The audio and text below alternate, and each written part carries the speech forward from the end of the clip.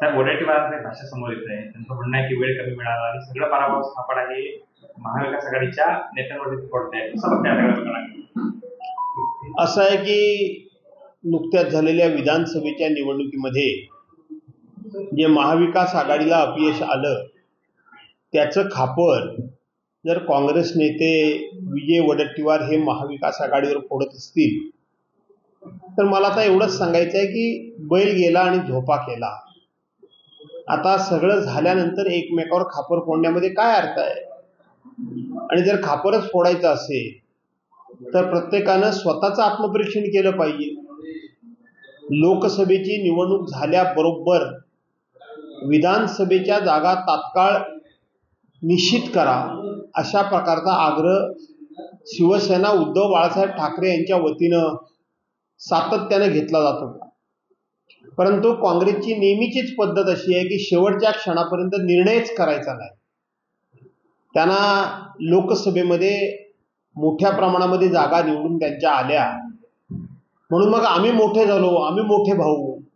परंतु 2019च्या विधानसभेच्या निवडणुकीमध्ये आपला पक्ष 3 नंबरला होता. त्याची आठवणच या मंडळीला राहिली नाही. आणि म्हणून केवळ दुसऱ्याकडे बोट दाखवण्यापेक्षा आपला स्वतः आपण काय वागलो, आपण याच्यामध्ये संपूर्ण राज्याचा विरोधी पक्ष नेता म्हणून अरे येऊ दे ना त्याला विरोध काय आपण संपूर्ण राज्यामध्ये किती ठिकाणी फिरलो याचा सुद्धा प्रत्येकाने विचार करण्याची गरज आहे.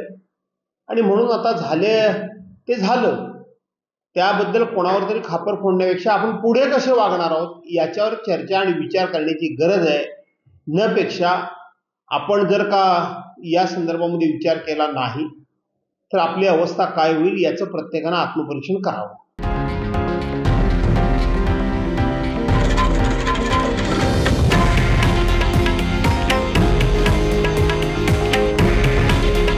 हे आहे देशातील नंबर 1 न्यूज नेटवर्क आणि आपण पाहत आहात TV9 मराठी.